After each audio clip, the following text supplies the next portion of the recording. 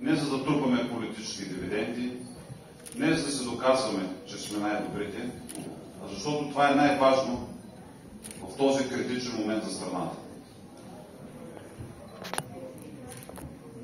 Дълги години безвремие, объркване и хаос спряха устремния подем и развитие на Бургас и на Бургаския регион.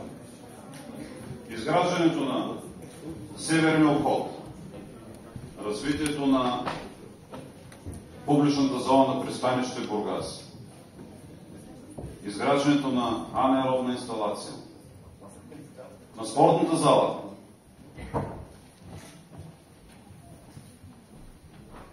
не помня още колко активисти на Продължаваме промяната се упражняваха да критикуват новата спортна зала на Бургас. Напук на тях, тук тези дни, в момента, там се провежда световна купа по акробатика с гостуващи повече от 25 отбора от цял свят. И най-големият отбор на Съединените щати казаха: кмете, имате фантастична зала. Ето това е доказателство. Защото скетчовете, меметата и шаржираните клипове отминават и отминават, но това, което правителството на ГЕРБ, начало на което беше господин Борисов, няма как да бъде неглижирано, невидяно и непоказано. Разбира се, кога се пред нашия регион предстоят нови по-големи предизвикателства. Развитието на транспортната свързаност между областен център Бургас и всички общини на територията на региона отдавна трябваше да бъде започнало. Огромните етапи на входа на Меден рудник с отпушването на южния вход на Меден рудник отдавна трябваше да бъде започнато. Изграждането на новия фармацевтичен факултет към Държавния университет Асен Златаров.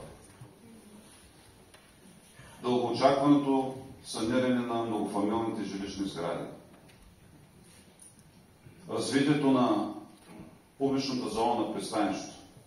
Господин Борисов, вие бяхте премиер, а господин Желязков беше министър на транспорта, когато приключиха последните инвестиции на Бургаското пристанище, място, което няма жител на Бургас, ако някой му дойде на гости, да не го хване за ръчичка и да го заведе там и да му покаже какво се случва в Бургас. Пейките, които ви поставихте, вече се улющиха, няма кой да ги боядиса.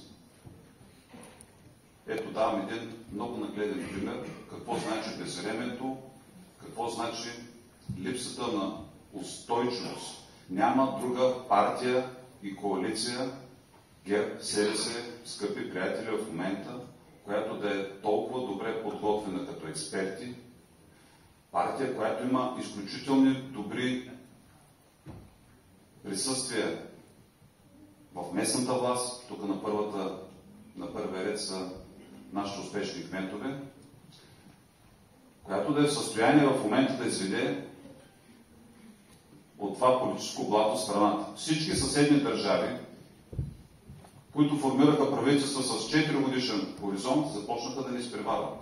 Тази силна инерция, която беше събрана и център на Балканите, беше България, благодарение на политиката на Борисов и правителството на ГЕРБ, в момента избледнява и се погубва. Натрупаният актив се погубва. Българите трябва да се осъзнаят. Няма по-добра възможност от това на 9 юни да подкрепим единствено възможната политическа сила, която може да развие не само България, но да даде тласък за развитието на нашия регион.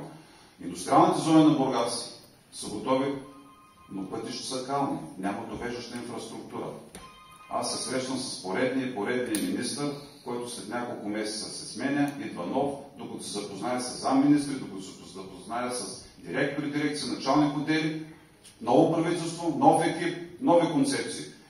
Колегите ми, кметове от побративените в Европа градове на местната власт, забравяха за плана за възстановяване и устойчивост. Град Бургас сега почва да го развива. Първите проекти стартират в града. И в цялата страна е така. Срамота. Но, да не бъда многословен, днес е един прекрасен празник. Светите брати Кирил и Методий по стар стил.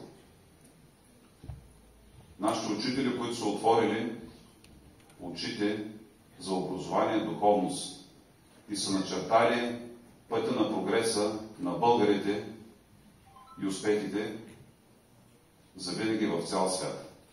Какъв по-добър повод да стартира нашата кампания на тази дата? Какъв по-добър повод да се отворим ние от ГЕРБ очите и ушите за нуждите и желанията на нашите съграждани и не се запалим за работа. Успех, победи! Успех, колеги! С бюлетина 22 на 9 юни за мощна подкрепа с по-голяма листа народни представители от Бургаския регион.